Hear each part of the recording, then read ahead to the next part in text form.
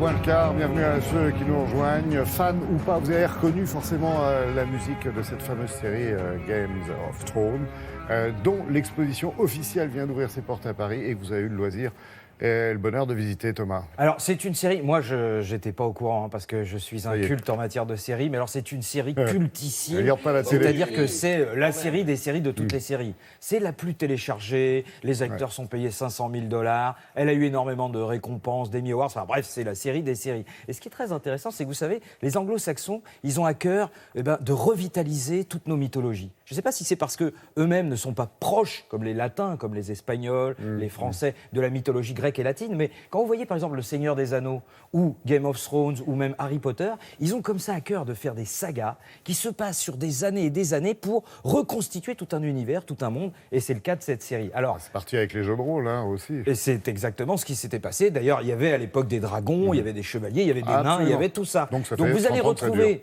tous ces éléments-là dans la série.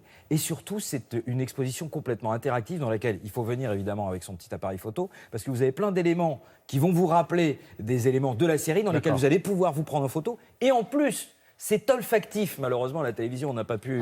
Oui, vous allez pouvoir sentir le dragon. À votre avis, qu'est-ce que ça sent le dragon? Vous allez voir.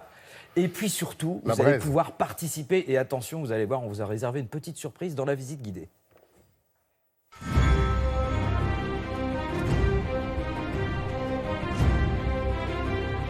On démarre tout de suite avec le principe de la série Game of Thrones. Alors, vous avez ici différentes maisons avec différents trônes disséminés sur la carte. Toutes les maisons veulent s'emparer de ce trône-là, d'où le nom, le jeu des trônes.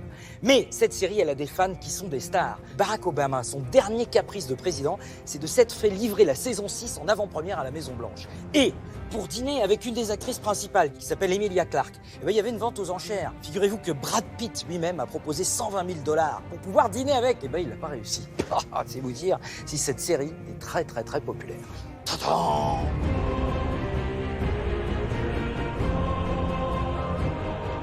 Alors, il y a une maison particulière, ce sont les Targaryens.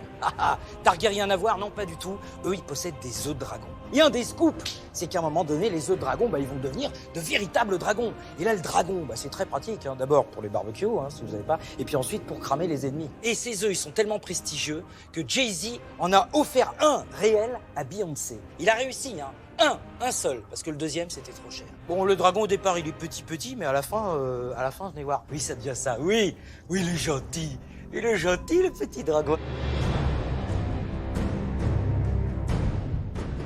Alors, dans cette exposition, vous allez pouvoir franchir le mur. Attention à l'escalade. Si jamais vous tombez de l'autre côté du mur, vous tombez mal, parce que vous tombez au milieu de ces gentilles personnes, là, les marcheurs blancs. Donc il faut absolument pas tomber, sinon vous allez vous faire croquer par cela. L'idée, c'est de se hisser pour atteindre le haut du mur. Oui, en fait, non. Je veux dire, tout ça, c'est du siloche. Ah oui, c'est un effet spécial.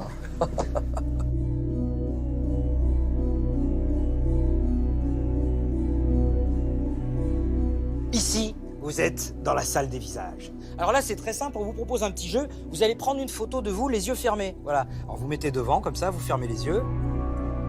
Toc, ça y est, regardez, je suis apparu ici. Oui, c'est moi. Vous êtes content? Bah oui, mais non, il faudrait pas. Parce qu'en fait, lorsque vous apparaissez ici, ça veut dire que vous êtes mort.